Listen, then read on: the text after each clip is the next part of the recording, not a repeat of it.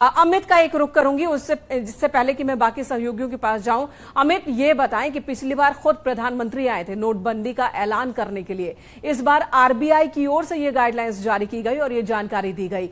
ये बदलाव, इसके पीछे की वजह क्या हो सकती है? ये सब कुछ किया गया था तो बहुत नया था ये फैसला, लेकिन बाद में जैसे जैसे इस फैसले का अवलोकन किया गया तो विपक्ष की तरफ से तमाम आरोप भी लगाए गए। चूंकि 2016 में नोटबंदी हुई थी और 2017 में उत्तर प्रदेश में विधानसभा चुनाव हुए थे, इसके अलावा 4 और राज्यों में चुनाव हुए थे, तो विपक्ष की तरफ से आरोप लगाया गया कि भारतीय जनता पार्टी को चुनाव में जीत दिलाने के लिए सरकार ने बड़ा फैसला लिया। तो इसके पीछे एक मकसद यह भी हो सकता है कि आरबीआई इस बार सामने आकर यह कह रहा है कि 2000 के नोट हम इस वजह से सर्कुलेशन से आउट करेंगे क्योंकि लगातार उसकी जमाखोरी हो रही है। और जैसा कि हमने आपको बताया, अमेरिका की बीते 3 सालों का डेटा भी आरबीआई की तरफ से शेयर किया गया है और उसमें इस बातों का जिक्र है कि कैसे वैल्यूएशन भी लगातार घटी है और मार्केट से 2000 के नोट गायब होते चले गए। इस वजह से हमें फैसला लेना पड़ रहा है और 30 सितंबर तक का समय भी दिया गया है। इस वजह से भी पिछली बार जैसी स्थिति फिलहाल इस बार नहीं देखने को मिल रही है। बिल्कुल। एडीएन वाजपेयी जी हमारे साथ जुड़ चुके हैं, एक बार फिर से रुक करेंगे एडीएन वाजपेयी जी का। वाजपेयी जी, एक बहुत बड़ा फैसला लिया गया है। पिछली बार प्रधानमंत्री आए थे नोटबंदी के ऐलान के लिए, इस बार आरबीआई ने ही यह ऐलान किया है कि यह फैसला लिया गया है। इस फैसले के पीछे की असल वजह क्या अब साफ हो पा रही है? क्या जमाखोरों पर यह प्रहार है?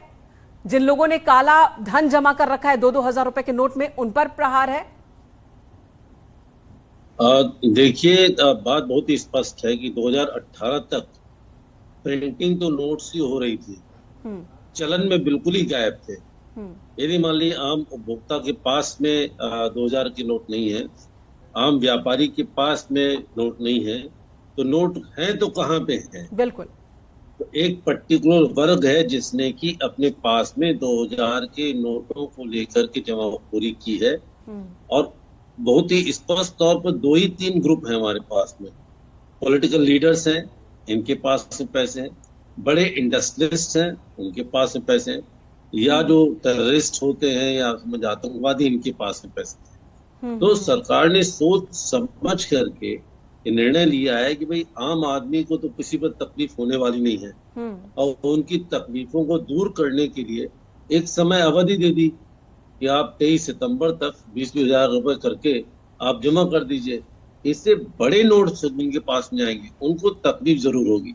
अब यहाँ मैं तो कहता हूँ एक स्टेप और बढ़ना चाहिए, ऐसी कुछ खुफियागिरी हो जिसमें कि 20,000 के ग्रुप में कई बार लोग जा रहे हैं, जितने भी पैन कार्ड वगैरह सब लेंगे, वो कौन से लोग हैं जिनके पास से पैसे आ रहे हैं, उन पर भी अटैक होना चाहिए। तब सही चेहरे जो हमारे सामने सोर्स की जानकारी भी उन्हें देनी चाहिए, ये आपका कहना है। यहाँ पर हमारे साथ हमारे तमाम सहयोगी अलग अलग जगहों से जुड़े हुए हैं। गाजियाबाद से अमित राणा भी हमारे साथ जुड़ गए हैं। अमित का रुख करते हैं। अमित, कहां पर मौजूद है इस वक्त आप? क्या मार्केट में हैं? लोगों से बातचीत कीजिए, रिएक्शन जानिए इस बड़ी खबर पर।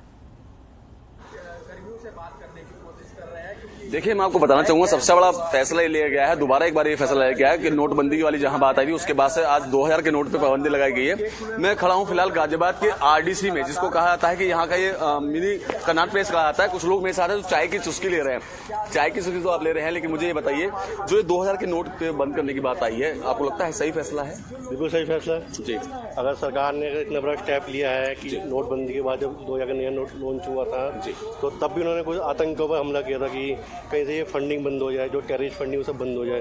अभी कुछ ना कुछ ऐसी खबर लीक हुई होंगी कि पैसे का मिसयूज हो रहा होगा जी, तो उसको देखते हुए सरकार ने जो फैसला किया अच्छा फैसला है। अच्छा फैसला। और जो उद्योगपति हैं उन लोगों को फर्क पड़ सकता है, पर आम नागरिकों को कोई फर्क नहीं पड़ेगा। आम नागरिकों को कोई फर्क नहीं पड़ने वाला है। कुछ और लोग हैं मेरे साथ, चाय की चुस्की ले रहे हैं। आपकी मुस्कान बता रही है। सॉरी, आपको डिस्टर्ब किया।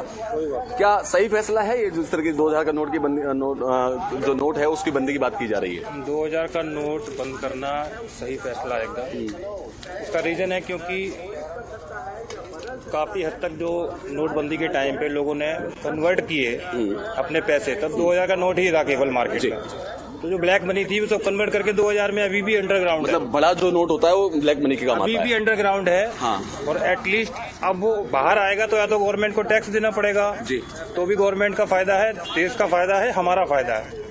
मतलब देश हित में है वैसे। बिल्कुल देश हित में, बिल्कुल देश हित में। ये बहुत कायदे की बात कही है इन्होंने। वाजपेयी जी कायदे की बात इन्होंने कही कि अब 2-2 हजार रुपए के नोट जिन्होंने जमा करके रखे हैं, या तो वो मजबूरी में नोट बाहर निकालेंगे तो सोर्स बताएंगे, यानी कि बैंक में जमा कराएंगे तो वो व्हाइट मनी होगी, या फिर उन्हें उन रुपयों को बर्बाद करना पड़ेगा, कह रही। देखिए, बर्बाद करने की मानसिकता तो होती नहीं है।